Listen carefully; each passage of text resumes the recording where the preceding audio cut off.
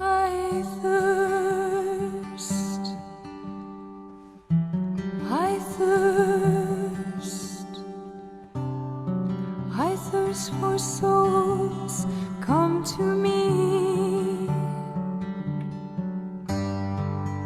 I thirst, I thirst, who will help bring them to me? Bring them to my Father, wash them in my blood, bind their wounds of sin by the power of my love. Tell them of my mercy, show to them my heart, pierced and ever broken, with love to impart. I thirst, I thirst, I thirst for souls, come to me. I thirst, I thirst, who will help bring them to me? Many tears are falling, souls have lost their way, tired and discouraged, too broken to pray. Will you be my tenderness? All the world will see. I am always waiting. Please come to me. Come to me, all you who labor and are heavy laden, and I will give you rest. Take my yoke upon you and learn from me, for I am gentle and lowly in heart, and you will find rest for your souls.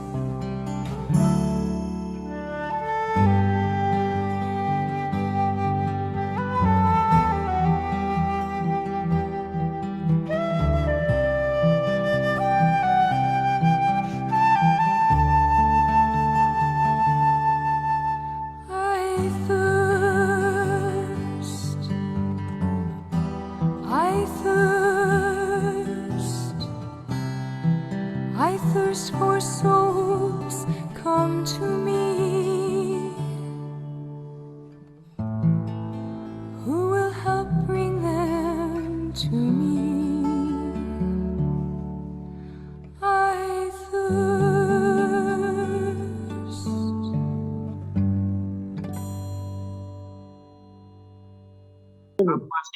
Nah, malam ini saya mengajak untuk merenungkan tema Mutiara Ibu Teresa, I love until it hurts, ya. Artinya saya mencintai sampai sungguh saya masuk di dalam misteri pengorbanan di dalam cinta itu. Dan malam ini saya mencoba mengajak dengan mendalami spiritualitas abdi Kristus, ya, di dalam jejak hidup Ibu Teresa dari Kalkuta. Sebelum masuk ke dalam renungan ini, saya ingin mengajak Bapak Ibu untuk mencoba melihat bagaimana setiap kali kita merenungkan Ibu Teresa, jelas sekali kita percaya dan mengamini Ibu Teresa adalah abdi Kristus. Dan sebagai abdi Kristus, tentu ia juga mengalami yang namanya keterbatasan manusia. Kita semua abdi Kristus. Kita semua manusia yang dipanggil menjadi hamba Tuhan. Hamba Yesus, ya. Dan kalau kita melihat Yesus sendiri juga adalah hamba Yahweh. Dalam kitab Yesaya digambarkan bagaimana hamba Yahweh itu sampai sungguh karena cintanya yang mendalam kepada Allah Bapa, kepada semua ciptaan, kepada apa yang dikehendaki oleh Bapa, hamba Yahweh itu memberikan hidupnya, nyawanya sepenuhnya untuk dipakai oleh Allah Bapa bagi keselamatan semua. Dan inilah yang juga saya melihat spiritualitas abdi Kristus itu adalah Kristus sendiri yang kita abdi. Kristus yang sudah menunjukkan dirinya sebagai abdi itulah yang membawa dia selalu menjadi inspirasi bagi siapapun yang mengikuti Yesus. Ketika kita merenungkan kata abdi, tentu kita masuk di dalam pemahaman tentang hamba dengan segala kesusahannya. Kita bisa melihat hamba itu juga orang-orang yang membantu hidup kita sehari-hari. Orang-orang yang melayani kita dalam segala keterbatasan dan kekurangan mereka, tetapi di situ ada suatu pengabdian ya. Jadi di sini spirit hamba itu adalah spirit yang mengabdi, melayani. Maka mari kita masuk di dalam renungan malam ini. Saya ingin sharing screen apa yang sudah saya siapkan. Nanti saya share PowerPoint-nya.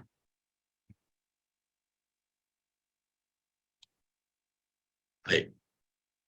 Bapak Ibu, kalau di sini saya melihat temanya yang saya dapatkan di dalam internet itu I have found the paradox ya. Jadi ada paradoks jika saya mencintai sampai it hurts. Sampai cinta itu menuntut pengorbanan. Sampai cinta itu membawa peluh kita. Sampai kita sungguh mencintai dengan semangat abdi. Dan ketika tidak ada lagi hurt-nya, maka hanyalah cinta. Jadi paradoksnya adalah semakin kita mencintai dengan semangat abdi sepenuhnya demi yang kita abdi, semakin kita menyerahkan seluruh yang kita alami sampai pada titik ketidakkuatan kita, ketidakmampuan kita demi yang kita abdi. Sampai titik itu justru yang muncul adalah cinta. Cinta yang mendalam. Maka penderitaan dan pengorbanan tidak lagi dirasakan sebagai sesuatu yang membuat kita berhenti. Justru semakin kita memberikan, cinta kita itu semakin mendalam. Saya mencoba menemukan jejak pelayanan Ibu Teresa sebagai tempat kita bisa melihat bagaimana pengabdian Ibu Teresa itu adalah bentuk dan tanda cintanya yang mendalam pada Tuhan. Beberapa kali kita sudah merenungkan perjalanan hidup Ibu Teresa. Hidup Ibu Teresa dari sejak ia kecil, selama usia 3 tahun, dan kemudian 11 tahun, 12 tahun dia mulai masuk untuk memberikan cintanya lewat devosi kepada hati kudus Yesus. Dan pada usia 16, dia sungguh memberikan, semakin mencintai secara mendalam dengan masuk biara. Dan bahkan ia terus masuk di dalam cintanya itu sampai di tanggal 10 September 46. Ketika ia mendapatkan inspirasi, Tuhan meminta dia mencintai lebih lagi. Mencintai lebih lagi. Dan ini yang saya ingin ajak untuk merenungkan, inilah spiritualitas abdi Kristus ya. Seorang abdi tentu punya banyak alasan. Tetapi kita adalah abdi Kristus. Bedanya antara abdi manusia dengan manusia lain, dengan abdi manusia Kristus. Tentu kalau kita mengabdi manusia itu, baik yang mengabdi, yang diabdi juga ada batasnya. Ketika kita ada dalam kekurangan, dan ketika kita mengalami kekurangan juga di dalam pengabdian kita kita mungkin merasa saya sudah tidak mampu. Karena tuntutan manusia itu menjadi membuat kita semakin tidak lagi mampu melakukan. Tetapi di sini yang kita abdi adalah Kristus. Inilah sesuatu yang sangat nyata dan jelas sekali. Semakin kita mengabdi Kristus untuk melayani manusia, semakin kita mengabdi Kristus untuk memberikan hidup kita bagi Kristus lewat pelayanan, kita semakin menemukan melayani itu adalah semakin membuat kita mencintai Kristus. Jadi pelayanan itu adalah sarana aku semakin masuk di dalam misteri cinta pada Tuhan. Mari kita lihat pelan-pelan bagaimana Ibu Teresa mengalami suatu perjalanan dari waktu ke waktu. Ini saya akan sampaikan pada bagian awalnya saja. Nanti berikutnya to be continued ya Bapak Ibu ya. Ini adalah ketika awal-awal ia menanggapi panggilan dari Tuhan.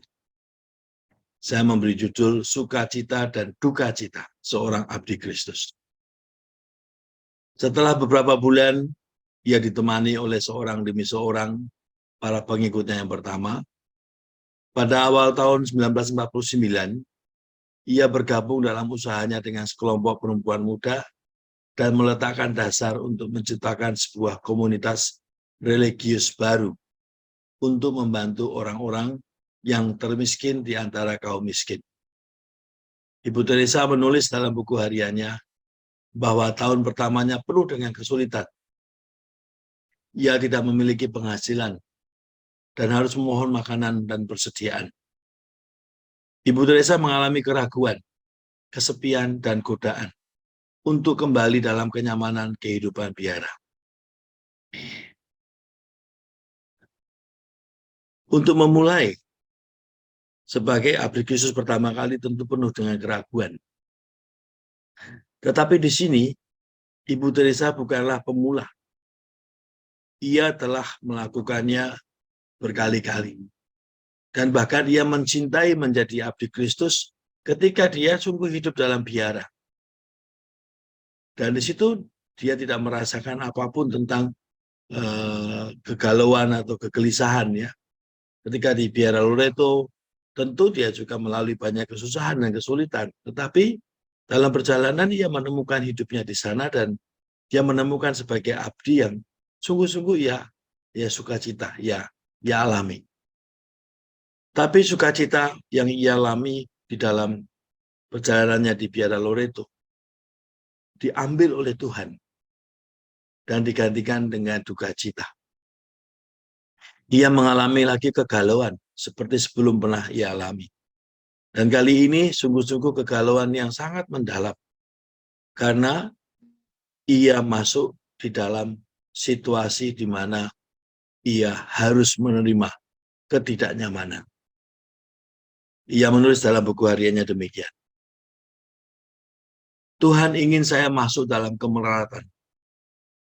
Hari ini saya mendapat pelajaran yang baik. Kemelaratan para orang miskin pastilah sangat keras. Ketika saya mencari tempat tinggal, saya berjalan dan terus berjalan sampai lengan dan kaki saya sakit. Saya bayangkan bagaimana mereka sakit jiwa dan raga, mencari tempat tinggal, makanan, dan kesehatan. Kemudian kenikmatan Loreto datang pada saya. Dia mengalami godaan. Kamu hanya perlu mengatakan, dan semuanya akan menjadi milikmu lagi, kata sang menggoda. Sebuah pilihan bebas. Tuhanku, cintaku untukmu. Aku ingin tetap bertahan dan melakukan segala keinginanmu merupakan kehormatan bagiku. Aku tidak akan membiarkan satu tetes air mata jatuh karenanya.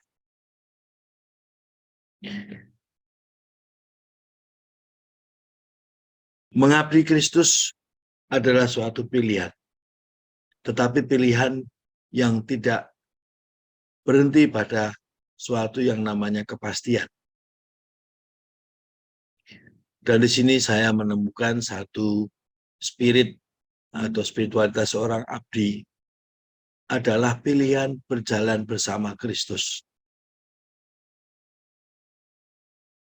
dengan cinta yang dalam, dengan cinta pada Kristus. Tidak mungkin dan tidak mudah ketika seorang membangun relasi dengan Tuhan itu hanya sebatas pada pikiran dan perasaan. Akan menjadi sulit ketika seorang melakukan semuanya dengan perhitungan manusia. Karena ketika yang terjadi adalah perhitungan manusia, pasti akan terjadi yang namanya membandingkan. Di sini penggoda masuk di sana. Penggoda menggoda abdi Kristus, yaitu Ibu Teresa dari Kalkuta, untuk mengingat kembali kenikmatan Loreto datang padanya. Kalau dibilang Loreto juga tidak memberikan juga keleluasaan, kekayaan, hidup juga sederhana sebagai suster, tetapi dalam konteks dalam panggilan Ibu Teresa, ketika Tuhan meminta dia masuk dalam kemelaratan. Kemelaratan itulah yang saat ini menjadi suatu tantangan sekaligus pilihan. Dan di balik itu, yang ia pilih adalah tetap mencintai Tuhan. Dan ia pilih dengan konsekuensi mencintai Tuhan sampai dengan titik di mana ia mengalami kemelaratan para orang miskin sebagai sarana untuk tetap setia dan stay dalam cinta itu. Maka kalau kita bulan ini merenungkan I love until it hurts, kiranya ini juga dapat kita bayangkan dengan perjalanan Ibu Teresa di tahap awal. Saya mencintai Kristus sampai cinta pada Kristus itu sungguh menyakitkan.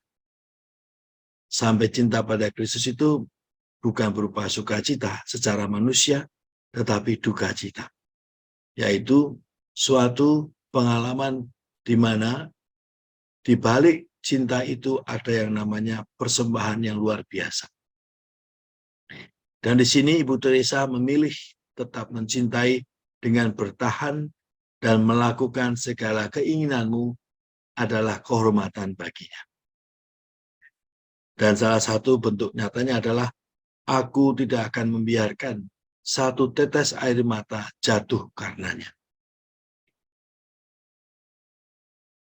Mencintai adalah suatu tanda ketika seseorang semakin menemukan dituntut oleh konsekuensi dari cintanya itu.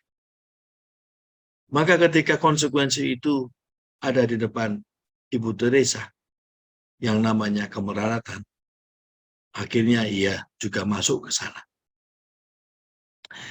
Bapak Ibu, kalau kita merenungkan kembali perjalanan Ibu Teresa, kiranya semuanya bisa kita bayangkan ya dengan kekuatan Tuhan dan dengan segala perjuangan Ibu Teresa. Saya ingin mengajak Bapak Ibu untuk juga melihat secara paralel pengalaman abdi Kristus ini juga dialami oleh banyak orang. Dan tentunya apa yang Ibu Teresa lakukan ini bukanlah tindakan superhero. Bukanlah seseorang manusia yang secara khusus dipilih oleh Tuhan dan lepas dari segala takutan dan segala kekhawatiran. Tidak. Ibu Teresa tetap manusia dan tetap sungguh berjuang dalam cintanya pada Tuhan dalam kemanusiaannya. Saya mau menunjukkan satu cerita lain yang saya ingin ajak untuk bisa melihat secara bersamaan bagaimana seorang abdi Kristus adalah abdi yang dibangun dari cinta yang mendalam pada yang diabdinya. Dan ini kisah seorang yang kita tahu adalah seorang yang terkena akibat perang di Vietnam, dan fotonya cukup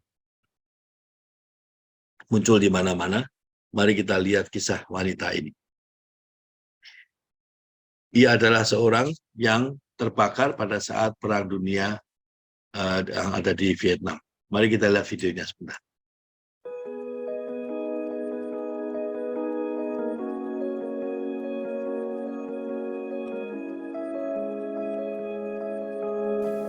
Of course, that moment, that picture, that day changed my life forever.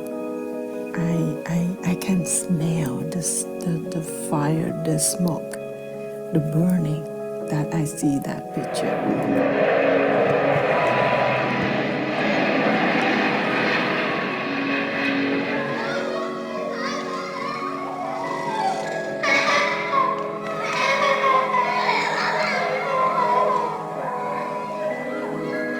Fire was everywhere, and the fire actually burned my clothes off.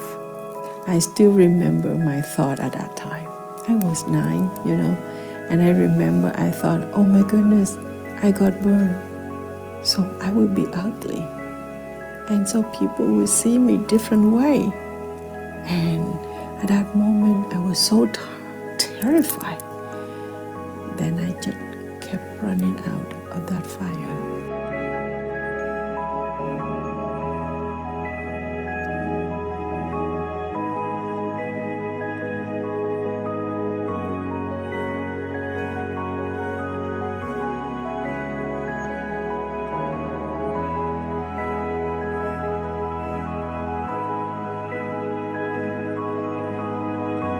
I was one of millions of children who victims of war around the world. I was a one. This is my message. If everyone can learn to live with love, with hope, and forgiveness, so if everyone can do that, absolutely, we don't need war at all. If that little girl in that picture can do it, so everyone can do it too. Kata-kata terakhir Kim, jika setiap orang bisa belajar hidup dengan kasih sayang, dengan penuh harapan dan saling memaafkan, jika semua bisa, tentu saja kita tidak butuh perang sama sekali. Jika gadis kecil di foto tersebut bisa melakukannya, semua orang pasti bisa juga. Bapak Ibu, kalau kita melihat tadi tentang Ibu Teresa, dan ini adalah kisah Kim, maka saya ingin mengajak Bapak Ibu melihat kisah Ibu Teresa juga menjadi inspirasi bagaimana membaca kisah Kim. Saya tidak tahu apakah Kim seorang Kristiani atau bukan, tetapi abdi Kristus itu saya memahaminya universal. Mencintai dengan cinta yang dalam itu mengatasi keyakinan dan agama. Mencintai dengan cinta yang mendalam itu adalah benih yang Tuhan telah tanamkan dalam diri setiap manusia sebagai ciptaan. Maka kalau saya merenungkan Ibu Teresa, seorang Ibu Teresa dengan konteksnya Kalkuta, seorang ibu bernama Kim dengan konteksnya perang, sama-sama mengalami cinta pada kehidupan. Itulah yang mendorong keduanya menjadi orang yang berarti dan inspirasi bagi siapapun. Kim mendapat penghargaan, Ibu Teresa juga mendapat penghargaan Nobel Prize. Tetapi penghargaan itu sebenarnya bukan tentang apa yang mereka tunjukkan kepada dunia, menurut hemat saya, tetapi tentang kekuatan untuk terus hidup dalam cinta yang mendalam. Ibu Teresa membangun kekuatan cinta yang mendalam itu dalam relasinya dengan Kristus. Kim membangun cintanya yang mendalam dalam relasinya dengan perjuangannya untuk menentang perang dan melawan semua kekerasan. Jika satu orang dapat melakukan, tentu semua juga dapat. Ibu Teresa juga dengan cinta yang mendalam dapat melakukan, dan ia telah menjadi begitu inspiratif bagi siapapun yang mendengar Ibu Teresa. Kim juga sama, dengan kapasitasnya dalam konteksnya, ia menjadi inspirasi bagi banyak orang. Apa yang Ibu Teresa dan Kim jalankan dalam cintanya yang mendalam? Ia mengampuni dirinya untuk menerima situasi apa yang sedang dialami. Saya menemukan satu refleksi dari kisah Ibu Teresa dan Kim ini. Kerap kita selalu mengalami yang namanya kesulitan untuk mengampuni orang, kesulitan untuk memaafkan. Sesungguhnya kesulitan itu berangkat dari karena kita tidak mempunyai cinta yang cukup untuk mengampuni dan memaafkan, karena masih ada banyak hal yang membuat kita untuk tidak. Tidak itu karena apa? Karena kita tidak kuat, karena kita tidak berusaha untuk membawanya sebagai sarana jalan untuk semakin mencintai. Dan apa yang dialami oleh Ibu Teresa dan Kim adalah suatu proses yang terus-menerus tanpa henti untuk terus mencintai dan mengampuni dirinya. Di sini saya melihatnya Ibu Teresa memaafkan dirinya yang lemah, mengampuni dirinya yang lemah, karena dengan kekuatan cintanya pada Kristus, ia menerima ketakutannya, ia menerima kekhawatirannya untuk hidup dalam kemelaratan. Dalam diri Kim, saya menemukan ia menerima luka-lukanya, ia menerima segala akibat dari perang itu, tetapi ia menerima itu dengan cinta akan semua kehidupan yang ia perjuangkan lewat kesaksiannya. Maka di sini ada dua tokoh yang saya bawa dalam renungan malam ini. Tentu dengan tema spiritualitas abdi Kristus. Spiritualitas abdi Kristus adalah spiritualitas cinta yang terus yang membara dan membakar dan terus dibakar oleh kesediaan untuk menerima dan mengampuni.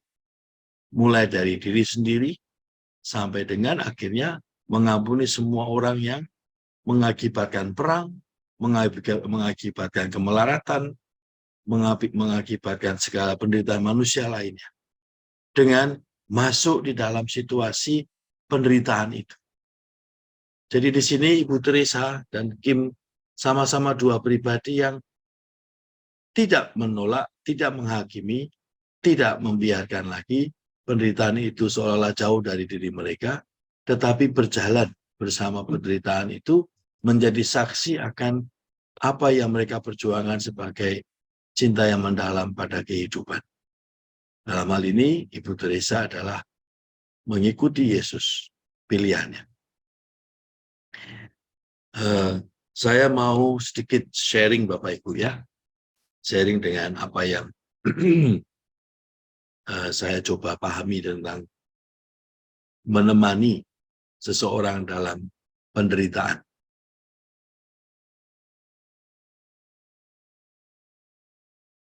Tidak mudah untuk memahami penderitaan ketika itu bukan penderitaan kita. Ada seorang anak mahasiswa. Ini kan sekarang saya jadi bapaknya anak-anak ini. Ceritanya tentang mahasiswa. Anak ini anak tunggal. Kedua orang tuanya sudah berpisah. Ibunya seorang Katolik, bapaknya seorang Muslim. Dia anak tunggal dan dia anaknya pintar. Ya. Ada di kelas saya. Entah kenapa Tuhan membawa dia ke saya. Awalnya dia datang untuk minta approval untuk laporan pertanggungjawaban kegiatan retret mahasiswa. Setelah selesai, dia tanya pada saya, Romo boleh nggak saya bicara sebentar? Oh silahkan. Lalu ketika dia bicara, dia cerita. Dia dulu sebelum masuk yang kuliah sekarang, dia sudah dapat beasiswa. Dia berjuang untuk mendapatkan beasiswa ke Rusia. Dan dia mendapatkannya. Tapi ibunya tidak setuju karena terlalu jauh.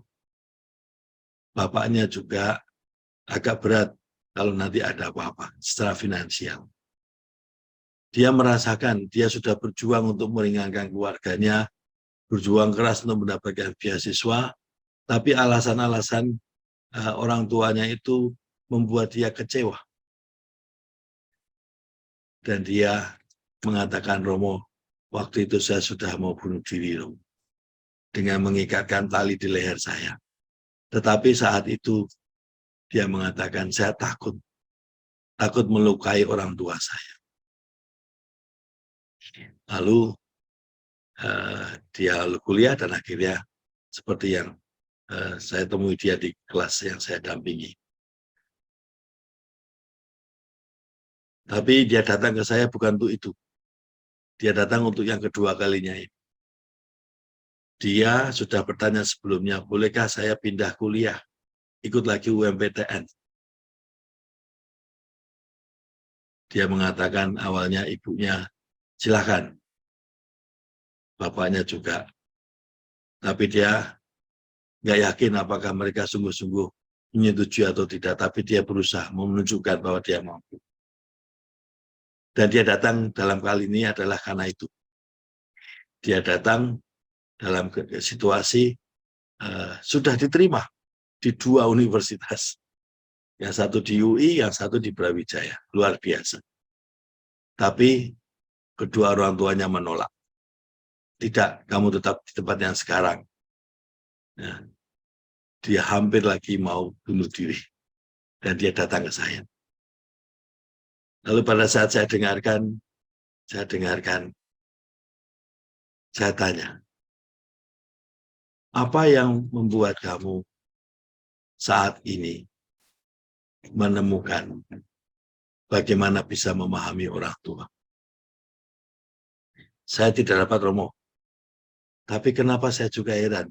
Saya berjuang dan saya berjuang, mereka setuju di awal, tapi di akhir mereka menolak. Akhirnya saya tanya pada dia, apakah kamu tetap ingin melanjutkan kuliah itu? Karena dia akan masuk ke UI, pindah kuliah. Dan ini akan masuk tahun ini. Tapi tidak ada dukungan. Ya, Romo. Baik. Bolehkah saya menulis surat rekomendasi ke Bapak Ibumu? Karena ternyata dia didukung oleh keluarga ibunya. Dan keluarga ibunya itu hanya minta, pokoknya kalau orang tuamu menyetujui, kami mendukung untuk masuknya. Dan selanjutnya nanti bisa dibicarakan. Jadi sebenarnya tidak ada masalah soal finansial karena dia didukung oleh keluarganya, budenya. Budenya yang selalu tahu dia anak pintar, tapi tidak mau intervensi. Baik, Romo akan tulis untuk kamu dan kamu coba lagi bicarakan. Dengan suatu kesadaran bahwa sebenarnya ini kesempatan yang tidak akan kembali lagi. Dan itu yang kamu akan lakukan dengan kesungguhan berbicara dengan orang. Dan anak itu sangat terbuka. Dan buatkan surat rekomendasi dan dia kembali ke bapaknya dan ibunya. Saya masih menunggu bagaimana hasilnya. Ini baru kejadian 2 hari lalu. Bapak Ibu, kalau saya melihat cerita anak ini ya, tentu dia sangat mencintai orang tuanya. Tentu dia sangat melindungi orang tuanya. Dia masih bersama bapaknya dan ibunya punya komunikasi. Tentu dia tidak tahu bagaimana memahami orang tuanya yang bercerai. Tetapi dia selalu berkomunikasi dan ingin selalu. Tapi dia juga punya kerinduan, keinginan untuk berkembang. Nah, dalam konteks ini Bapak Ibu, tentu cintanya yang mendalam pada ibu dan bapaknya membuat dia takut untuk bunuh diri. Dia mengatakan, Romo, kalau saya nanti bunuh diri, masih Bapak Ibu saya akan menderita. Lalu saya katakan kepada dia, itu langkah yang baik untuk mencintai Tuhan. Kalau kamu tahu bahwa cintamu yang mendalam pada Bapak Ibu, maka beranikanlah bicara pada Bapak Ibu untuk keluar dari kekhawatiran mereka juga. Dan katakan sekarang Romo bersama kamu. Ya Romo, saya mau coba. Mungkin dengan adanya Romo, Bapak Ibu saya akan berpikir lain. Ini cerita kecil Bapak Ibu ya. Tetapi kalau kita lihat di balik itu semua, setiap manusia punya yang namanya kekhawatiran dan ketakutan. Tetapi bagaimana kekhawatiran dan ketakutan itu akhirnya dapat kita gunakan sebagai sarana kita untuk menyadari semakin dalam kita mencintai tidak hanya soal manusia, tapi lebih daripada itu.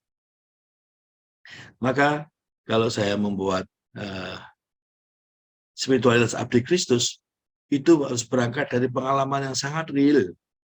Pengalaman kekecewaan, pengalaman ketakutan, pengalaman banyak hal yang akhirnya membawa kita kepada keberanian untuk melangkah lebih dalam lagi, dalam yang lebih luas lagi, bukan dari sebatas manusia saja.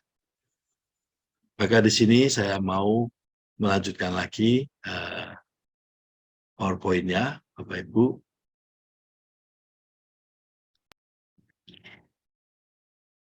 Tadi Kim terakhir mengatakan demikian. Jika setiap orang bisa belajar hidup dengan kasih sayang, dengan penuh harapan dan saling memaafkan, jika semua bisa, tentu saja kita tidak butuh perang sama sekali. Maka segala kesalahpahaman, segala perperangan dan semuanya itu berangkat dari situasi di mana orang tidak melihat bahwa kita itu hidup karena cinta. Maka mari kita lanjutkan.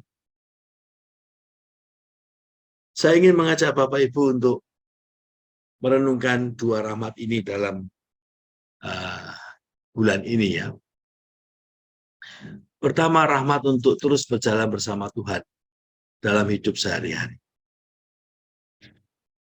Berjalan bersama Tuhan adalah suatu misteri sebenarnya kalau menurut hemat saya. Karena berjalan bersama Tuhan itu membuat kita berani untuk masuk di dalam ketidakpastian. Banyak orang ingin mendapatkan kepastian, dan siapapun pasti tidak tahan terhadap ketidakpastian. Tetapi, apakah ada yang pasti dalam hidup ini? Kita tidak tahu besok kita itu hidup atau tidak. Bahkan kita tidak tahu juga hari ini sehat, apakah besok akan sehat juga. Tetapi yang membuat kita berani berjalan dalam ketidakpastian adalah karena kita mencintai Tuhan dan kita berjalan bersama Tuhan. Berjalan bersama Tuhan tidak mungkin tanpa suatu pengalaman yang mendalam cinta pada Tuhan.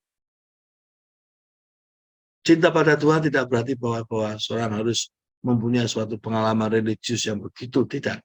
Menurut hemat saya, berjalan bersama Tuhan sama dengan kita berjalan dalam keberanian untuk menghadapi ketidakpastian. Ada spiritualitas di dalamnya, yaitu mengabdi kepada kehidupan.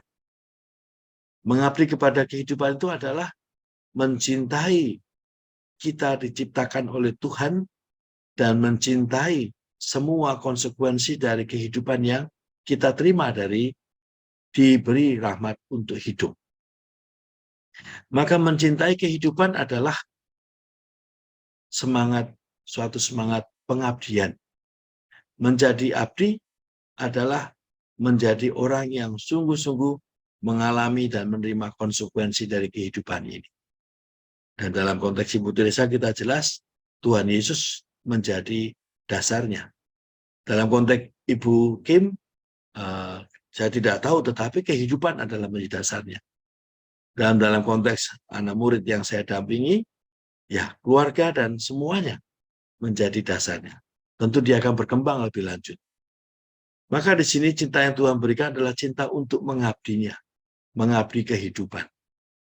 Semoga cinta itu terus membara, dan membakar diri kita sampai habis, sehingga dengan kita terbakar oleh cinta yang Tuhan berikan, banyak orang juga terbakar oleh cinta yang sama. Saya mau mengakhiri renungan ini dengan doa dari seseorang kepada Ibu Teresa. Doa cinta kepada Bunda Teresa dari Kalkuta.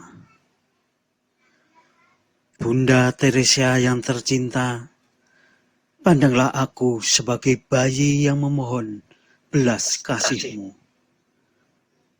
Rangkullah aku dalam pelukan kebundaan-Mu, agar cintaku menyatu dengan cinta-Mu. Cinta yang membawa kami kepada terang sejati, hati ilahi Maha Kudus.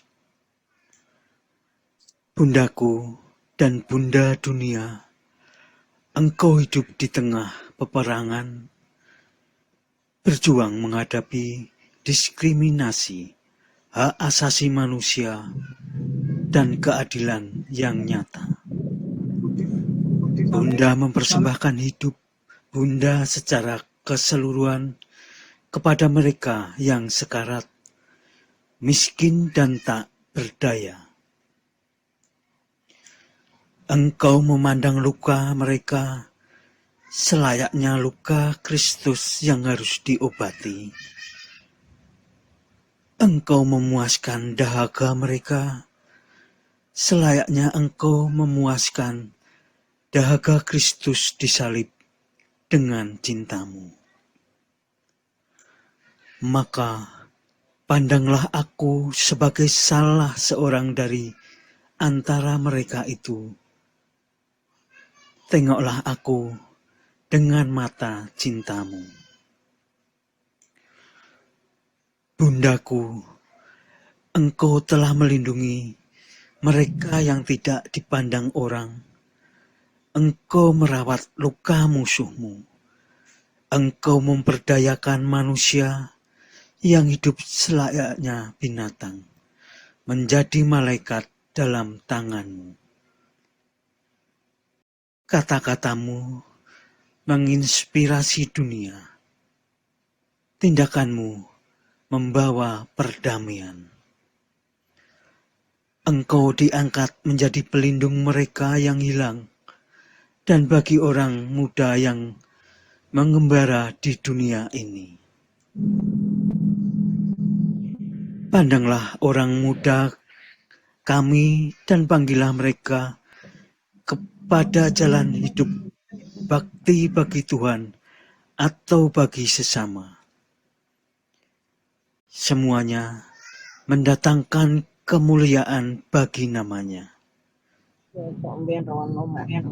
Lihatlah keluarga kami dan arahkanlah kemudi bahtera hidup kami.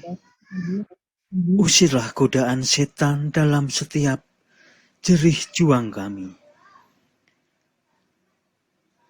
Hantarlah kami kepada kelimpahan surgawi dan kedamaian abadi. Semoga nanti berkat teladanmu, kami semua menjadi alatnya di dunia ini, hingga kami sampai ke tempat di mana Bunda bersujud untuk selamanya di hadapan Allah bersama Santa Perawan dan seluruh orang kudus. Amin. Mari kita mendoakan semua orang yang sungguh berjuang untuk kehidupan, baik itu di dalam gereja maupun di dunia, di mana banyak orang yang sungguh berjuang dengan semangat pengabdian bagi kehidupan. Kehidupan adalah tanda bahwa Allah di sana.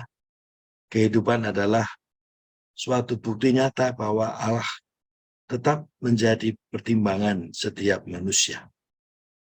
Roh jahat selalu mengundang manusia untuk berhenti memperjuangkannya. Tapi roh baik selalu membawa kita untuk terus masuk di dalam mencintai secara tiada batas semua yang Tuhan berikan dalam hidup di dunia ini. Semoga ini menjadi berkat bagi kita semua. Terima kasih. Monggo Pak Win, saya kembalikan.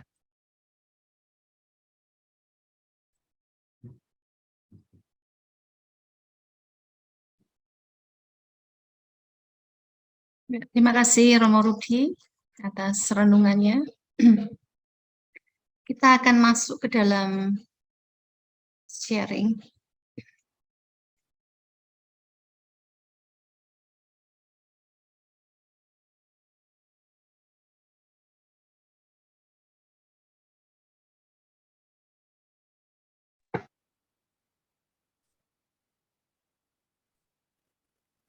Marilah kita merenungkan selama beberapa menit ya, apa yang sudah kita dengarkan di dalam encounter ini. Kemudian nanti akan saya beri kesempatan bagi masing-masing yang mempunyai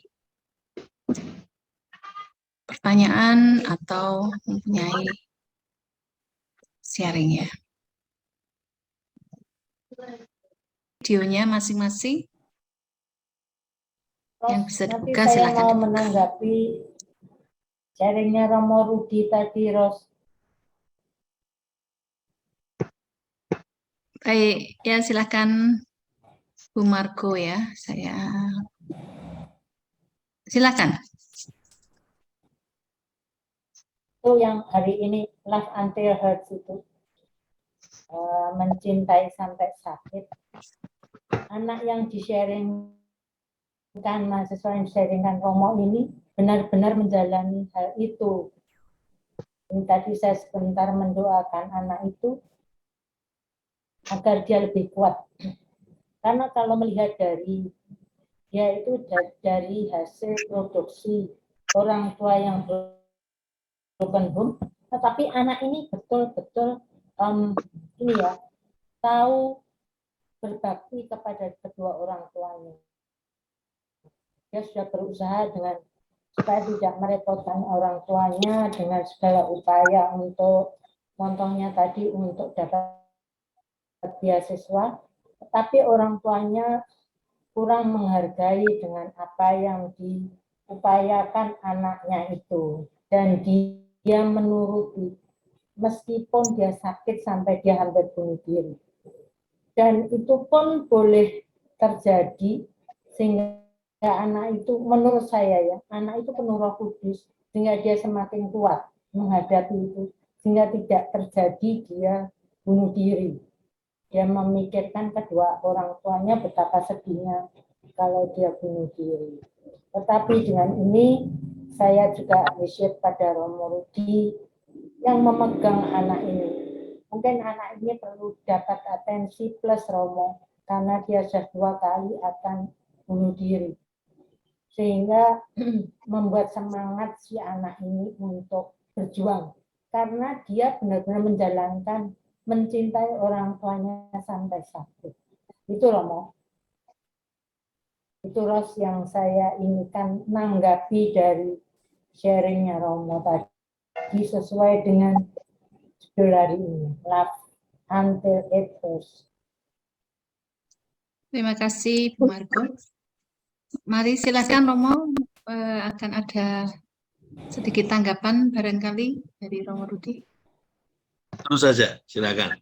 Terus saja ya. Saya Baik. ingin mendengar Terima kasih. sharing yang lain. Ya. Siapa yang akan men-sharingkan apa yang diperoleh dari renungan malam ini? Amel deh sharing. Tapi emang nggak buka video ya? Siapa nih? Amel atau siapa? Amel ya, tapi emang nggak buka video ya, Mo? Yuk, Oh, yang penting ada soalnya. suaranya Amel aja. Ya. Oke, Amel kayak tadi dari penjelasan Romo itu kayak Amel, oh my God, Amel rasa apa? Ingat kejadian Amel dulu. Ya semua tante-tante udah tahu di sini Amel tuh kan ngurus mertua ya, dan Amel ingat banget mami mertua Amel tuh kan dimensianya masuknya dari depression yang Amel nggak tahu sama sekali sampai dia mau meninggal. Jadi banyak banget tuh luka yang dia bikin untuk Amel. Dan Amel sampai diusir dari rumah.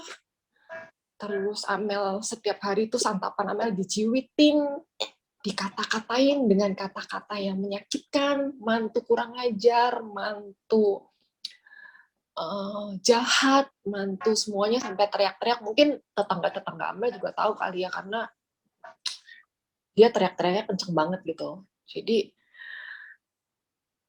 itu benar-benar kayak inget Amel kejadian itu, dan ya sekarang Amel tahu gitu. Ternyata love until hurt itu memang berat. Dan itu benar sih, maksudnya setelah kita bisa ngelewatin, jadi bisa tumbuh cinta gitu ya. Bisa tumbuh cinta Amel ke mertua Amel gitu ya, kayak Amel bisa yang gimana ya, kayak papi Amel kan, papi mertua Amel kan sekarang udah makin menurun ya, kayak semuanya harus dibantu deh, BAB kadang-kadang dilempar-lempar, ludah dilempar-lempar, udah nggak inget sama kita, itu kayak, tapi aku kadang-kadang bisa joke gitu sama suster, kayak, nanti kalau opa nggak ada, kita pasti kangen semua ya, karena rumah kita rame karena opa, kita teriakin opa kan budek, aku manggil mertua aku opa, jadi kita harus ngomong tuh kenceng, pii gitu ya, kalau nggak dia nggak dengar gitu. Itu keributan-keributan yang kita bikin di rumah sehari-hari yang mungkin someday itu kita pasti inget gitu, kita pasti kangen gitu. Jadi benar sih maksudnya saat kita melakukan menjalani love, maksudnya kan Mother Teresa bilang love begin at home, dan Amel coba jalanin selama ini, dan love until hurt jadi menimbulkan cinta bener sih, itu yang Amel rasain sekarang gitu, like iya ya, semoga nanti pada saatnya papi dipanggil atau gimana ya, Amel udah siap semua sih. So I know, oh ini loh pelajaran dari Tuhan buat hidup Amel. Itu sih, Mo. Terima kasih Amel, luar biasa. Ya, terima kasih Amel. Siapa lagi yang mau sharing? Kita ada teman baru ini, Ibu Lisa Wong ya. Bisa dibuka videonya, Ibu Lisa Wong? Mungkin sedikit memperkenalkan diri, dari mana begitu? Enggak baru sih, Ros. Dulu sudah Sudah pernah ikut, ya. Iya. Oh, sudah pernah Selamat malam ikut? Romo. Sudah pernah, Bu. Iya. Selamat malam Romo, selamat malam Bu Sinta. Selamat malam, Bu Ros. Bergabung Bu Lisa. Iya, makasih Pak Rudi. Ibu sudah Saya saya memang masukkan sering- ke grup Iya, terima permintaannya kasih. Romo Rudi ya.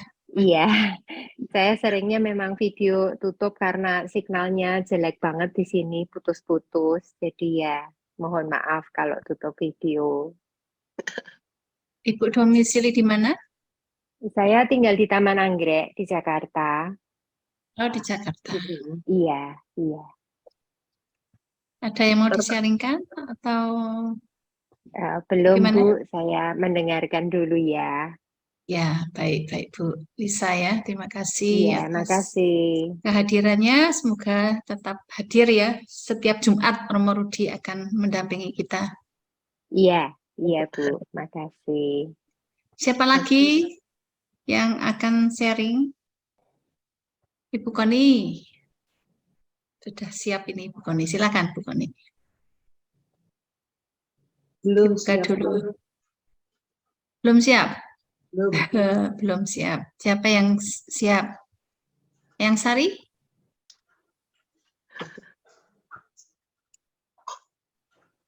belum dibuka suaranya, Yang. Iya, belum di-unmute. Ya, yang Sari, makasih. Mungkin yang lain dulu, Bu Rosa. Yang lain dulu. Bu Sinta ini yang lain. Yang lain. Saya ini Sinta? lagi batuk. Lagi batuk, nanti kalau tengah-tengah batuk berhenti ya. Iya, enggak apa-apa. Renungan Romo Rudi malam ini memang satu renungan yang kalau kita dalami itu sesuatu yang sangat berat ya. Jadi biasanya saat kita mengalami kesulitan-kesulitan seperti Mother Teresa masuk ke dalam kemelaratan, itu godaan-godaan memang datang. Dan untuk kita, untuk saya terutama itu godaan-godaan itu sering mematahkan perjuangan saya untuk mencintai lebih dalam lagi. Rasanya sampai di tengah-tengah, wah balik lagi ke Loreto. Kalau Mother Teresa balik lagi ke Loreto, nggak jadi ke jalan. Itu memang sangat menggoda. Karena kita ini juga kadang-kadang kurang kuat dan mungkin ada fasilitas-fasilitas yang ngiming-ngimingin gitu loh. Apa ya? Menggiurkan. Jadi untuk balik lagi itu lebih gampang gitu Mo. Yang tadi Amel sharingkan, kebetulan saya mendampingi Amel dari awal Amel bergabung dan cukup lama Amel bergabung. Cuman di akhir-akhir ini memang terlihat sungguh luar biasa Amel. Perkembangan Amel luar biasa. Dari Amel masuk dan sekarang, karena yang saya lihat Amel tekun dan berjuang terus dan terus setia. Dan saya kira juga untuk bisa masuk ke dalam renungan ini memang modalnya harus setia ya Mo. Begitu tidak setia ya itu balik lagi begitu. Enggak maju-maju tapi maju mundur. Maju sedikit mundur lagi, maju sedikit mundur lagi.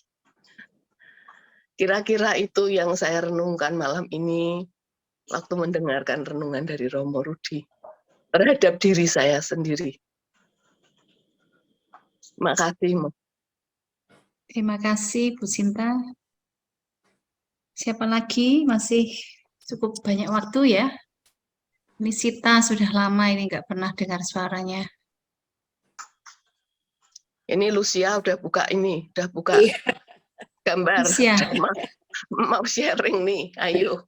Lus. Ya, Oh ya, Lucy. sebetulnya hari ini, sore ini, saya tuh lagi gundah, Romo.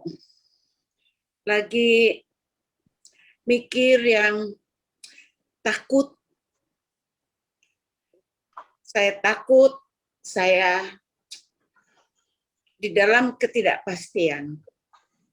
Tadi Romo mengatakan bahwa ikut Tuhan itu akan mengalami ketidakpastian juga gitu.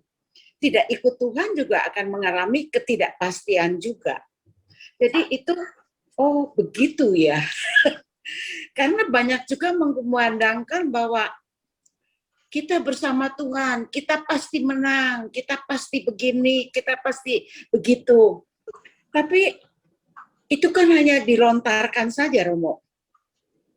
Hati dalam kita tidak bisa dipungkiri bahwa kita hidup di dalam ketidakpastian, meskipun kita ikut Tuhan. Dan kegelisahan hari ini, oh begitu ya, sangat menguatkan buat saya, Romo. Dan kita tetap harus ikut Tuhan sampai kita sakit, sampai kita berkorban. Itu jadi ceritanya bersambung begitu, menurut saya, penangkapan saya, bahwa semua orang di dalam ketidakpastian, meskipun ikut Tuhan, tetaplah ikut bersama Tuhan. Di dalam bersama Tuhan, mencintai Tuhan, dan terus mencintai sampai kita menderita untuk Tuhan. Begitu, Mo. Terima kasih, itu tadi pengajarannya yang sungguh kena di hati saya hari ini. Terima kasih, Romo.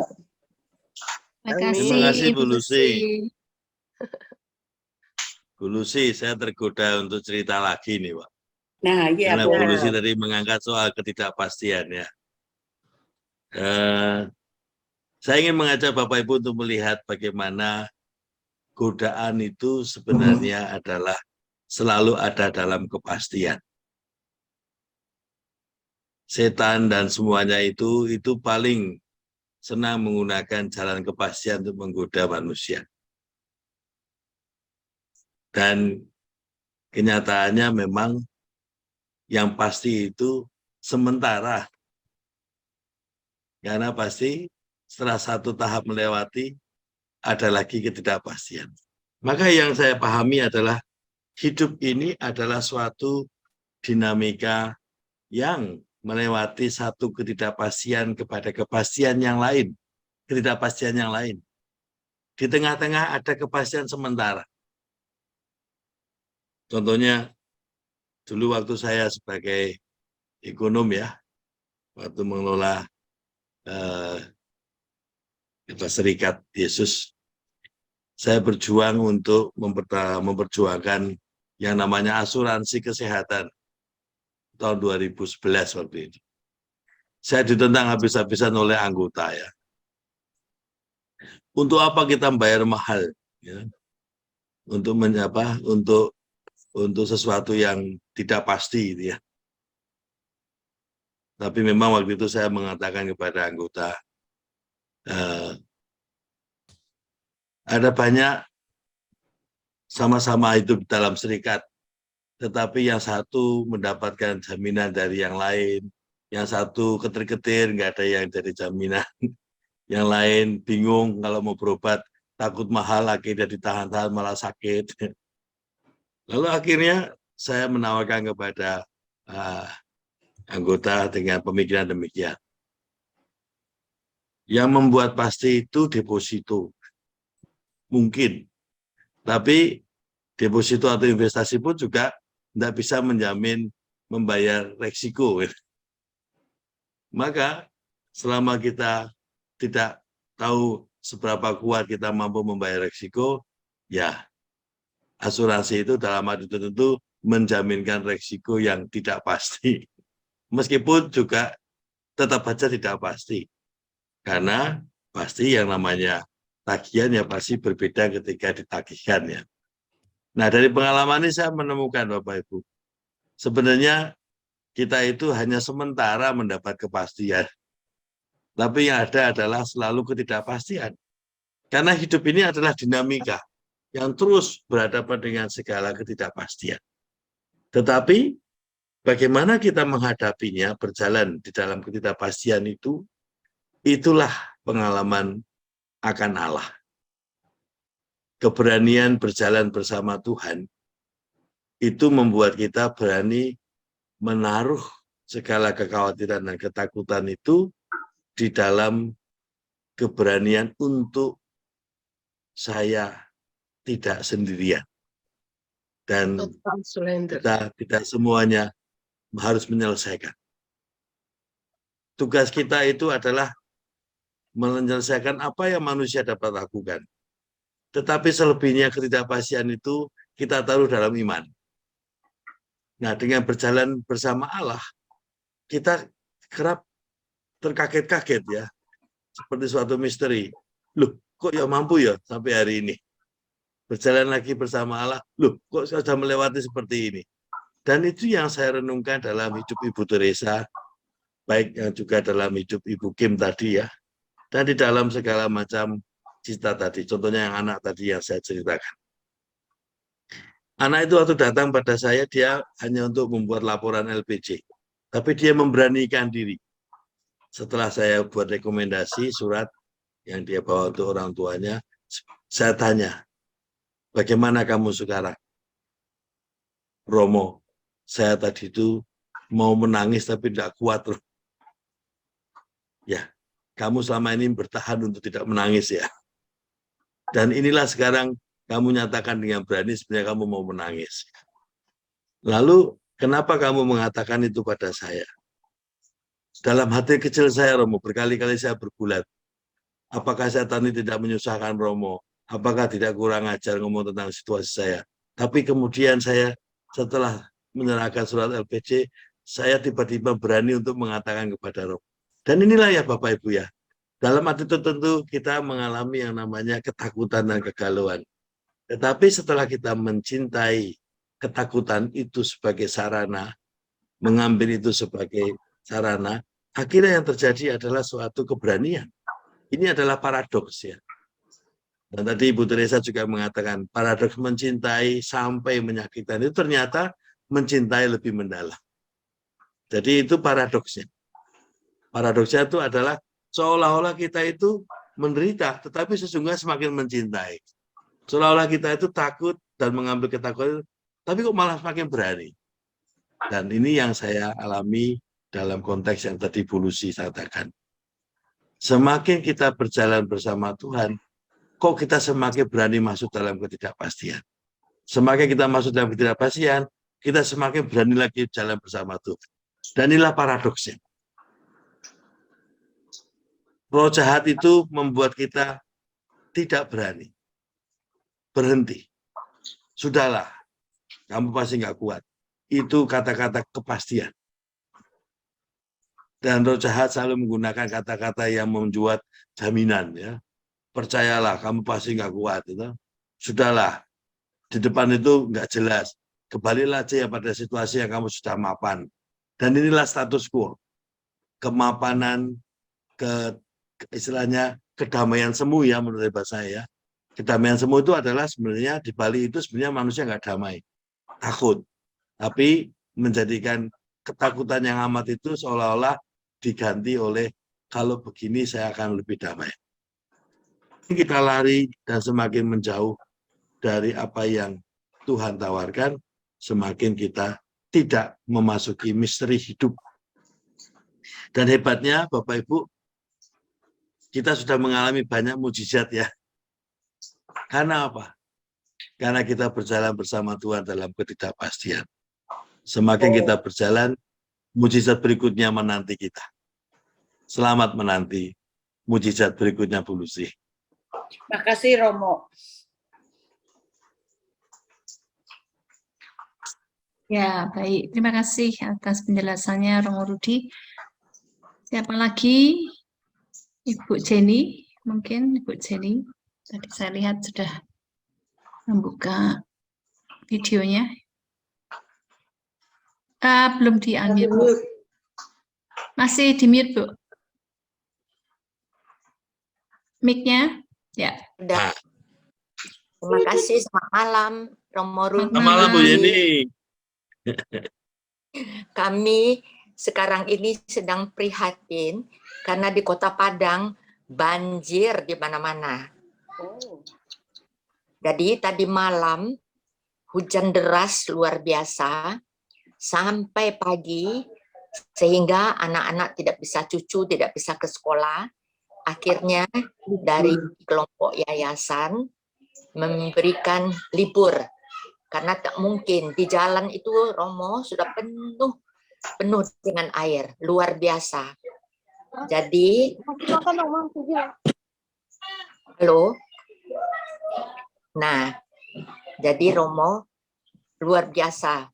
Sedang saya duduk termenung-menung di dalam rumah karena memikirkan bagaimana ya orang-orang yang kena banjir di rumahnya. Jadi tidak bisa saya terpikir.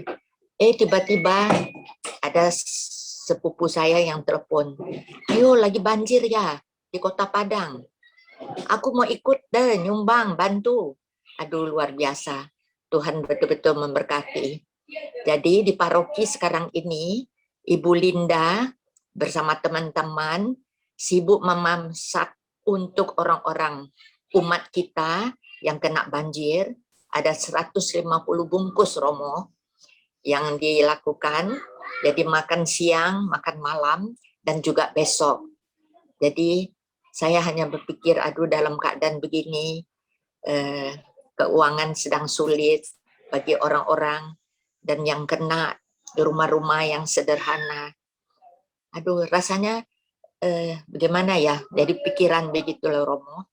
Renungan yang Romo sebut tadi sangat menyentuh hati saya. Jadi kalau kita membantu, tentu dengan sepenuh hati ya Romo. Jadi sekarang ini mungkin Ibu Linda tidak bisa ikut dalam Zoom karena Ada, sibuk. Bu. Ada ya. Ada. Baru masuk, masuk ini, Bu. Ya, mungkin baru selesai masak. Ya, selesai. Selesai masak ini, Bu Linda. Ya. Sedikit sharing dari saya, karena saya sudah terlalu tua untuk ikut. Jadi Linda suka bilang, udah tante diam aja lah di tempat. Jadi dia yang bermasak dengan teman-teman yang lain. Gitu loh, sharing sedikit Romo tentang situasi Kota Padang. Terima kasih, selamat malam Romo. Terima kasih Bu Yeni.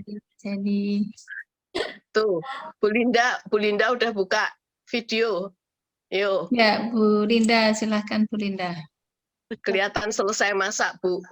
Belum mandi, masih kucel. Kelihatan capeknya itu Bu Linda. Capek bahagia Bu, selamat. Ya, saya terus terang tidak mengikuti tadi karena baru masuk.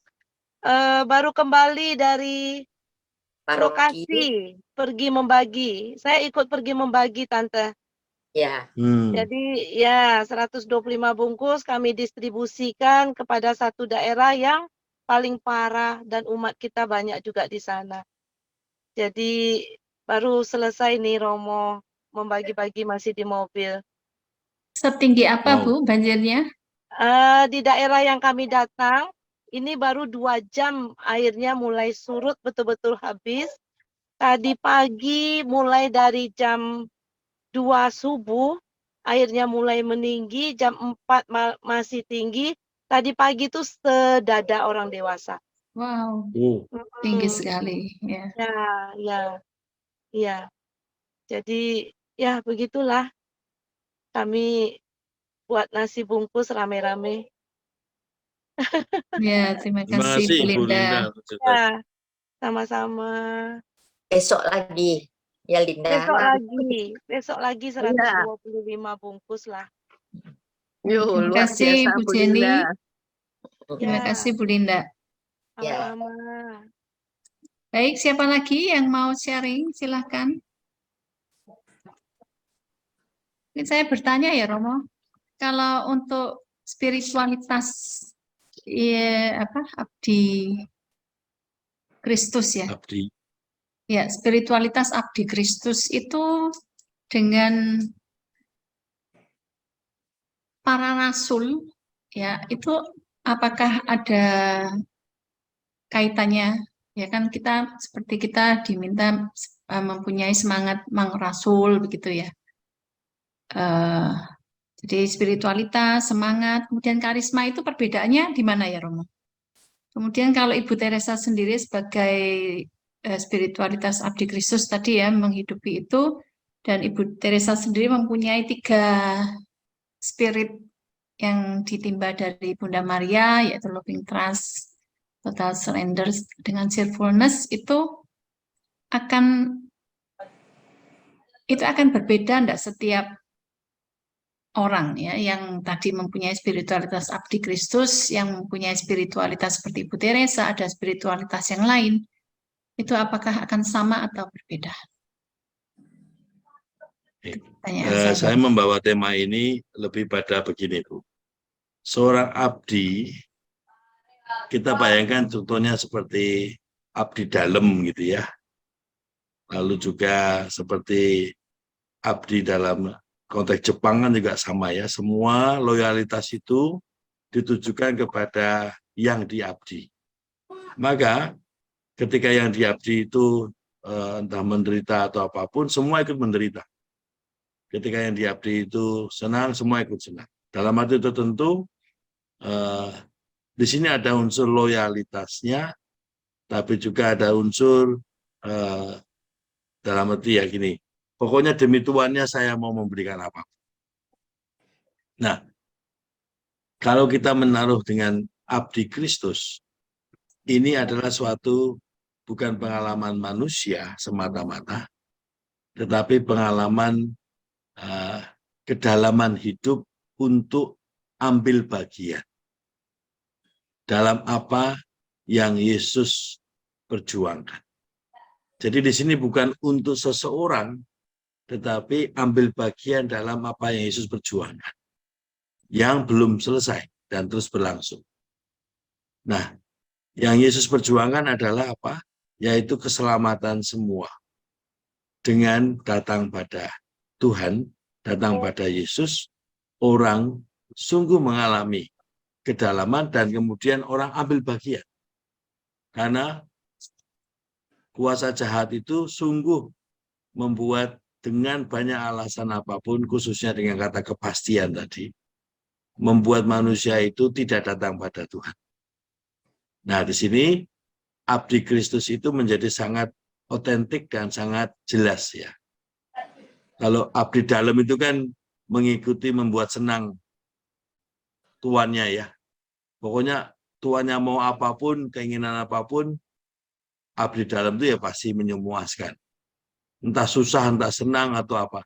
Tapi sebagai di sini abdi Kristus itu bukan tentang Yesus sebagai manusia, tetapi Yesus yang adalah manusia yang setia dan taat menjadi teladan untuk apa yang Tuhan kehendaki. Dan inilah kejelasan di dalam kata abdi Kristus, yaitu ambil bagian. Jadi di sini melebihi dari apa yang diminta. Jadi kalau Tuhan itu kan saya mau minum, dikasih minum, ya, abdinya nunggu. Ya. Ayo aku dimandiin, ya dimandiin. Lalu nunggu pakai air hangat gitu ya. Ini bukan itu menurut hemat saya. Abdi Kristus itu adalah berpikir, merasakan seperti Kristus rasakan. Seperti Kristus pikirkan, lalu merasakan, lalu menyentuh seperti Kristus menyentuh. Maka di sini daya kreativitas itu selalu luar biasa. Bahkan mengatasi keterbatasan dirinya. Dan inilah yang disebut spiritualitas abdi Kristus itu suatu ambil bagian di dalam semua yang Yesus perjuangkan dan terus berlangsung. Maka di sini abdi Kristus itu tidak berhenti pada kita. Jadi ketika kita melayani Yesus dengan cinta yang mendalam tadi, orang yang dilayani pun juga akan berjumpa dengan Tuhan Yesus. Jadi misalkan kalau saya melihat Ibu Teresa dalam pelayanannya ya, kan banyak videonya ya. Yang saya terkesan itu yang menemukan 5 orang, lalu salah satunya dia dekati karena sakaratul maut. Dari 5 itu 1 yang meninggal. Dan 1 orang itu mengatakan terima kasih pada Ibu Teresa. Lalu Ibu Teresa mengatakan, ini adalah hadiah yang terbesar dari seorang yang mengucapkan dengan senyumnya dan mengatakan terima kasih lalu meninggal. Dan kata-kata itu bagi Ibu Teresa sangat menyentuh, dan dia bawa ke Oslo juga itu, tentang itu dalam pidatonya juga, dalam sharingnya ya. Dan dia menemukan di situ suatu senyum yang berangkat dari suatu yang namanya ketidakmungkinan orang tersenyum. Dan itu senyum yang terindah yang dia berikan dari kepahitan hidupnya. Dan ketika dia bisa berjumpa dengan Ibu Teresa, dan dia menemukan suatu kehidupan di sana. Mungkin bagaimana kita memahaminya kita tidak tahu, tetapi yang jelas dia meninggal sebagai manusia yang dicintai. Dan dia mengalami cintanya itu nyata lewat dia mengatakan terima kasih dengan senyumnya. Mungkin bagi kita yang sering tersenyum dan terima kasih mungkin tidak terasa ya. Tapi bagi dia itu senyum itu sungguh tanda bahwa orang ini sungguh menemukan kembali hidupnya sebagai orang yang lovable. Nah, kembali pada tadi pertanyaan buruh saya tentang karisma, tentang lainnya, saya tidak melihatnya di sana, tetapi saya melihatnya semua yang mempunyai spiritualitas abdi Kristus itu tidak kembali kepada kita, tapi kepada Kristus. Jadi, orang berjumpa dengan Tuhan. Dan dengan berjumpa dengan Tuhan, orang juga ambil bagian dalam misi Tuhan. Jadi di sini semua abdi Kristus itu membuat orang ikut dan terlibat dalam misinya Tuhan. Maka ya kayak ini ya, kayak apa? Kayak model orang yang tersetru tervirus ya, membawa virus cinta gitu ya. Dan dia akan menyebarkan virus itu kepada banyak orang untuk datang kepada pada Tuhan. Maka kalau saya boleh membayangkan terakhir ya, salah satu yang paling kelihatan itu bagaimana Ibu Teresa ini kan membakar 28 orang yang ada di sini. Dan 28 orang yang ada di malam ini kan tidak kepada Ibu Teresa, tapi kepada Yesus. Dan inilah yang saya syukuri dari saya menemani KKIT, bukan menemani ya, saya berjalan bersama KKIT. KKIT yang menemani saya. Kalau saya merenungkan 3 tahun bersama KKIT, saya itu makin mencintai panggilan saya. Dalam arti apa? Ya Yesuslah yang membuat kita ini semakin mengalami kedalaman hidup itu. Kalau dalam bahasanya Bu Lucy itu, berani berjalan bersama Tuhan dalam ketidakpastiannya Bu Lucy ya. Mungkin itu Bu Rosa, semoga tidak membingungkan. Ya, terima kasih Romo Rudi. Untuk kaitannya dengan rasul, sebenarnya kan seperti rasul muridnya Yohanes kan berjumpa dengan Yesus, kemudian kata Yesus, "Come and see," begitu ya. Kemudian dia setelah ikut begitu, akhirnya masuk ya. Apakah ini ya yang Romo juga kaitannya dengan itu juga ya Romo ya? Semakin dalam. Murid yang kemudian ikut, pertama kan diperkenalkan oleh Yohanes, kemudian ketika dia mengikut Yesus dikatakan, mari, ya kan? Come and see ya, mari. Dan lihatlah begitu, baru mereka masuk dan masuk itu yang Romo ini ya mungkin ya berkaitan dengan ini juga ya. Atau tidak? Yang masuk dengan spiritualitas abdi Kristus, akhirnya kan mereka mengabdi sebagai rasul yang setia, ya kan, akan menjadi gereja untuk kita begitu. Apakah seperti itu? Kalau yang juga kaitannya tadi dengan karisma yang tadi Romo bilang, kalau saya yang sepengetahuan saya, karisma itu mengambil bagian dalam hidup Yesus.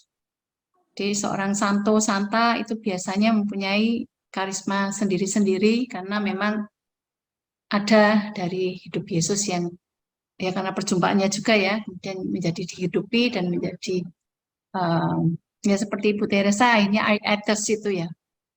Aeters itu kan karismanya ya. Kalau dari Ignatian itu apa ya Romo karismanya? Ignatius. Untuk Ignatius. Ya, mungkin supaya tidak terlalu melebar. Ya. Saya ingin mencoba fokusnya pada sederhana. Abdi Kristus itu adalah membawa apapun yang kita punya sebagai persembahan untuk semakin mencintai yang kita abdi. Bukan untuk melegakan apa yang kita abdi minta gitu ya. Jadi sebenarnya Yesus itu tidak banyak minta kepada kita. Tapi Yesus itu menjadi pesona buat kita gitu. Maka Yesus itu hanya minta ketika ada permintaan khusus seperti Ibu Teresa tadi ya. Saya hanya membayangkan kalau Yesus mintanya banyak ya, semua dari kita itu pasti pada bertabrakan itu. Karena kegelapan jadi terang semua. Tapi Yesus meminta dan beliau tahu yang diminta itu pasti mampu dengan kemanusiaannya. Maka mungkin Yesus tidak minta pada kita karena kita tidak semampu Ibu Teresa. Tetapi Yesus memanggil kita untuk tetap jadi abdinya. Jadi setiap orang itu punya karunia yang memang seperti itu. Jadi kalau Ibu Teresa itu diberi karunia abdi Kristus dengan cara itu, kita pun juga diberi anugerah abdi Kristus dengan situasi kita. Sama. Intinya sama abdinya. Tetapi bahwa setiap manusia punya keterbatasan yang memang dapat menjadi sesuatu yang tidak mudah untuk mengikuti Yesus. Nah, Ibu Teresa itu memang sudah dilatih dari kecil dan disiapkan oleh hidupnya dan sampai akhirnya godaan pun tidak mempengaruhi dia untuk tetap setia. Nah, kita juga sejak kecil dalam konteks kita masing-masing diberi kapasitas kita dengan cara yang kita lakukan sekarang. Saya hanya membayangkan, kalau Tuhan meminta saya seperti Bu Teresa, waduh, saya nggak tahu bagaimana itu ya. Tapi bersyukurlah, Tuhan hanya meminta saya sebagai pastor mahasiswa. Dan sebelumnya, waktu jadi ekonom juga bingung. Tapi Tuhan memberi rahmat itu, sehingga saya bisa jalani. Nah, yang mau saya katakan adalah demikian Bapak Ibu. Setiap orang diberi anugerah, dan Tuhan tahu betul setiap orang kapasitasnya seperti apa. Ada orang yang seperti Bu Teresa, ada orang yang seperti Pak Jokowi, ada seorang yang seperti Bu Lucy, ada orang yang seperti saya. Tapi semua dipanggil untuk memahami, mendalami sebagai abdi Tuhan. Semoga tidak membingungkan lagi. Ya, Romo, terima kasih sudah semakin jelas. Terima kasih banyak, Romo. Baik, siapa lagi? Kita masih punya waktu 9 menit. Yang Sari? Bu Sari kan. Ya, silakan Yang Sari. Bisa dibuka mic-nya. Mic-nya masih belum di-unmute, Yang. Ya. Matur nuwun Romo, saya diberi kesempatan untuk memberikan sharing sedikit mengenai pengalaman saya juga sebagai abdi Kristus. Ya, seperti Romo Rudi tadi menemukan mahasiswa yang mengalami kegalauan, kesedihan, dan penderitaan. Saya itu kok juga sering Romo ketemu dengan anak-anak muda, entah itu pegawai saya, entah itu saudara, entah itu pembantu, dan semua mereka itu juga banyak yang mengalami kegalauan. Dan mereka kok mempercayakan saya untuk menyelesaikan masalah-masalah mereka. Mungkin saya memang sudah dipilih untuk membantu orang-orang yang mengalami kegalauan. Jadi ya sudah saya terima saja dan saya berusaha sedapat mungkin sambil berdoa untuk membantu mereka-mereka yang mengalami kegalauan. Dan ya puji Tuhan, beberapa dari mereka itu sudah bisa menyelesaikan masalahnya dan bisa sukses dalam kehidupannya. Itu saja Romo, yang seperti Romo mengalami perjumpaan dengan mahasiswa, saya juga sering Romo mengalami perjumpaan dengan anak-anak muda yang mengalami kegalauan. Antara lain itu Romo, kalau mengenai kekhawatiran dan ketakutan itu pernah saya alami juga pada waktu pembukaan Wisma Sahabat Baru yang masih nol, masih tidak punya modal, tidak ada pasien, bagaimana kita mau melaksanakan tugas kita untuk melayani orang-orang yang termiskin. Dan kriteria yang kita pilih adalah yang termiskin dari yang miskin.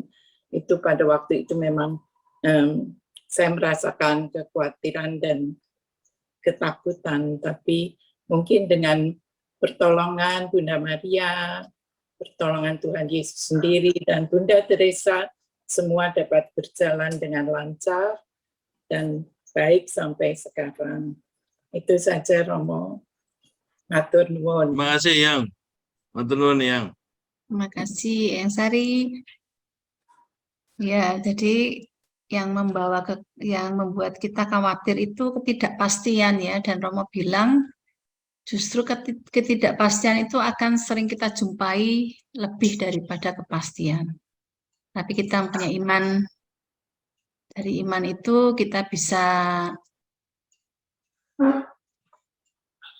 menghidupi itu yang spiritualitas Ibu Teresa. Kita percaya bahwa Allah pengasih, loving trust, kemudian kita total surrender ya, memasrahkan semuanya kepada Tuhan, maka kekhawatiran juga akan hilang dan kita akan mengalami sukacita ya. Itu yang bisa kemudian terkait Romo dengan apa yang tadi Romo ceritakan tentang banyaknya ketidakpastian. Jadi baru saya sadari bahwa ternyata pastinya itu sedikit ya, ketidakpastiannya itu banyak. Tetapi dengan iman kita akan bisa mengatasi semuanya menjadi pasti lagi begitu. Apakah benar demikian nomor itu yang saya kaitkan ya dari yang kita dengar dari teman-teman yang mengalami banyak ketidakpastian, tapi justru disitulah kita itu akan semakin bisa lebih mendalami iman kita kepada Tuhan. Baik, kita masih punya 5 menit. Siapa lagi yang akan sharing ya? 5 menit satu orang, boleh? Siapa yang tergerak hatinya? Iriani atau Winadi ya, Winadi. Oke. Jadi Silakan Winadi. tidak keluar suara karena tadi dalam perjalanan dan baru saja saya sampai di rumah. Nah ini tadi tetap menyimak ya apa yang Romo bawakan ya. Di mana Ibu Teresa tadi yang ya kalau bahasa saya itu galau ya, ingin balik ke Loreto ya. Nah mungkin kejadian ini ya sama juga ya yang saya alami ya. Sebelum saya jadi koordinator di Surabaya itu kok rasanya enak gitu ya, tenang, ayem ya. Kalau disuruh kerja jadi kayak abdi gitu, disuruh ya oke, saya melakukan. Jadi tidak ada beban gitu. Tapi setelah jadi koordinator ini kok rasa bebannya kok tambah besar ya, karena ya mungkin tadi kekhawatirannya itu ya yang tambah besar. Bisa enggak ya lakuin ini ya, mampu enggak ya saya ya gitu.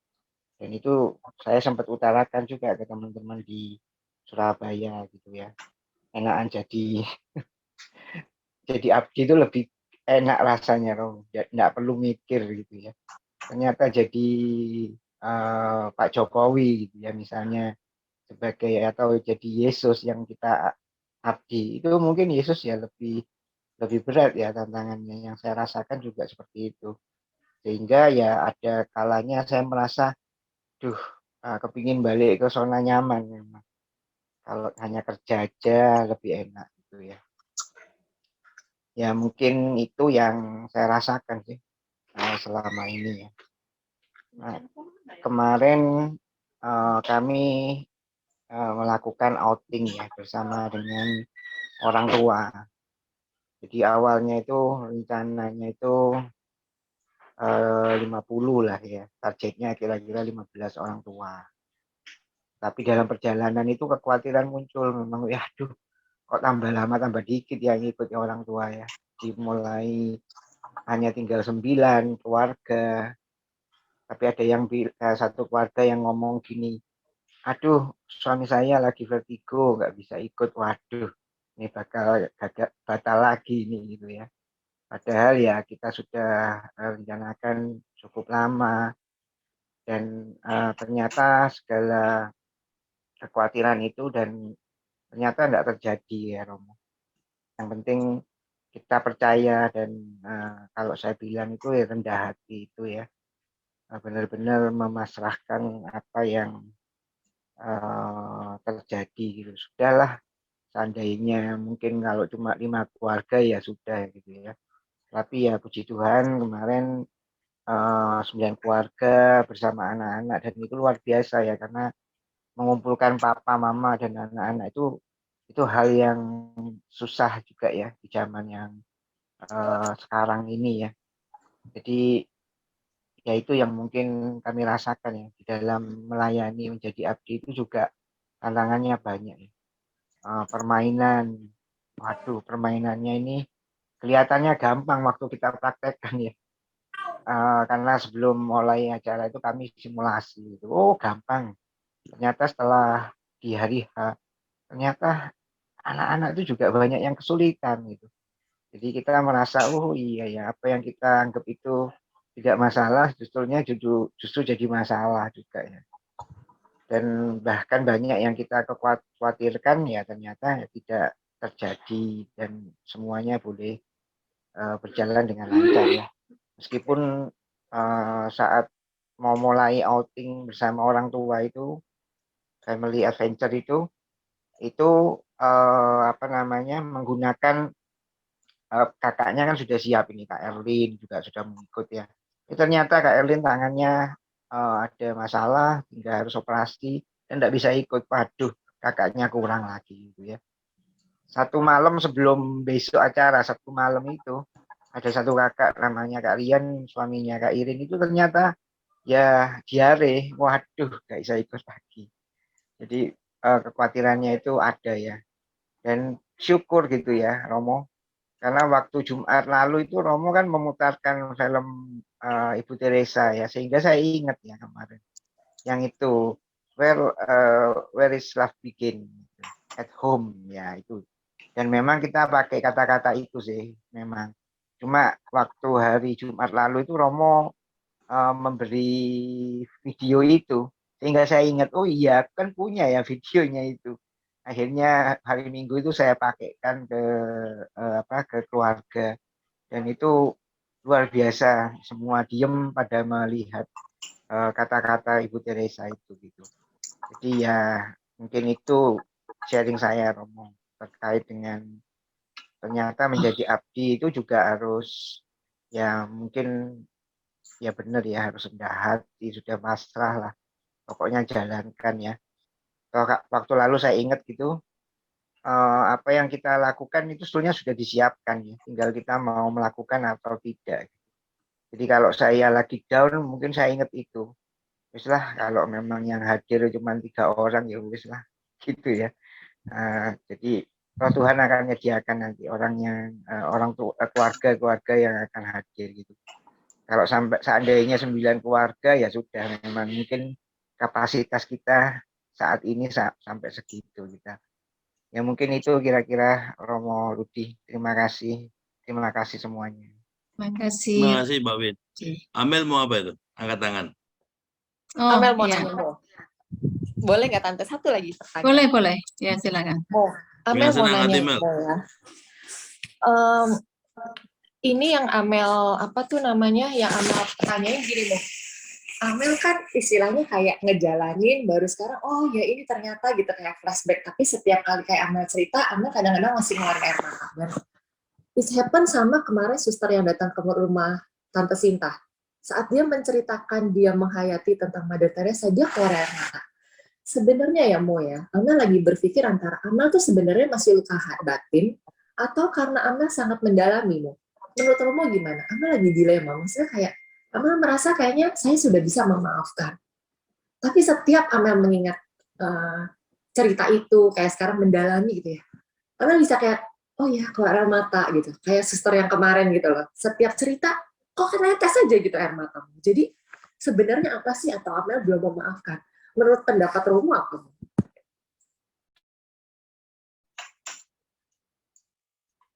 Ini pertanyaan di tengah-tengah akhir perjumpaan ini. Mungkin nggak tahu apakah saya, ya mungkin bukan jawabannya Mel ya, tapi saya mau mencoba tadi terakhir yang tadi Pak Winardi sampaikan dengan Amel yang tadi ditanyakan. Menangis dalam iman dengan menangis merintih karena tidak tahan, itu perbedaannya sangat jelas. Kalau kita terharu sampai kita menangis, artinya kita mengalami yang namanya hati kita tersentuh ya. Tapi kalau kita menangis karena manusia, menangis karena perasaan tidak tahan, tidak kuat. Maka ketika kita menangis dalam iman dalam Tuhan, kita semakin menjalaninya karena kita tersentuh dengan sesuatu yang misteri gitu. Kita nggak dapat menjelaskan, tetapi kita mengalami semakin kita terpanggil untuk masuk ke dalam. Meskipun kita tidak kuat secara perasaan manusiawi, kita sudah, Tuhan saya sudah kuat, tapi mengalami ketika melangkah, mengalami sesuatu yang besar sekali, yang nggak terkatakan oleh kata-kata. Nah, kalau saya mencoba mendengarkan sharingnya Amel tadi, Mungkin yang di awal-awal tadi ya Mel ya, kalau saya mendengar tadi ceritanya, kamu kan dikata-katain dah sampai diusir segala ya. Itu kan sakit ya sebagai perasaannya. Tetapi ketika kamu semakin masuk dalam misteri mencintai ibu mertua almarhum, lalu juga semakin masuk dalam realitas yang ada sekarang dari pengalaman itu. Tadi kamu mengatakan, mungkin kita nanti kalau tidak ada, kita kangen ya, kangen dengan semua kegaduhan itu ya. Kata kangen itu sesungguhnya sudah masuk ke dalam suatu bagian hidup kita. Jadi segala kesusahan, kerepotan, kegaduhan itu menjadi bagian dalam hidup kita dan menjadi milik kita juga. Gitu. Maka kalau saya mau membahasakan, ambil bagian dalam Yesus. Semua tawannya Yesus, semua kesusahan Yesus itu menjadi bagianku gitu. Menjadi hidupku. Maka di sini yang tadi terakhir Pak Win sampaikan bahwa ada banyak hal yang membuat kita semakin berjalan bersama Tuhan dalam ketidakpastian karena kita tahu bahwa kita nggak sendirian gitu. Karena kita hanya ambil bagian. Sepenuhnya Kristus yang akan melengkapi. Nah, dengan kesadaran itu kita merasa lega bahwa ini bukan tentang saya yang mampu, tapi Tuhan yang memampukan saya untuk ambil bagian. Dan di saat itu tentu Tuhan memberikan kelegaan. Meskipun kita tetap berjalan bersama Dia dalam ketidakpastian. Nah, rasanya lega di dalam ketidakpastian yang Tuhan berikan itu setitik air di tengah panasnya matahari itu kan membuat kita, ya kita masih kepanasan, tapi Tuhan itu selalu memberikan titik air itu, hiburan-hiburan yang tak terkatakan. Maka saya hanya ingin menyampaikan bahwa semakin beriman itu, semakin kita itu diajak untuk berjalan bersama Tuhan dalam apapun, ya, ketidakpastian apapun. Dan ini membuat kita semakin tahu bahwa mengikuti Tuhan itu indah. Gitu. Karena tidak bisa dipikirkan dan tidak bisa dirasakan oleh cara manusia. Dan yang membuat kita semakin mengikuti, kalau kita di sini semakin menjadi inspirasi hidup kita bagi banyak orang. Semoga tidak memperpanjang, sudah melewati waktu tidur dan waktu makan atau waktu apa tidak tahu, tapi marilah kita berjalan bersama Tuhan dalam segala hal. Bukan untuk mencari kepastian, tetapi kesetiaan mengikuti Tuhan. Amin. Amin, Romo Rudi. Terima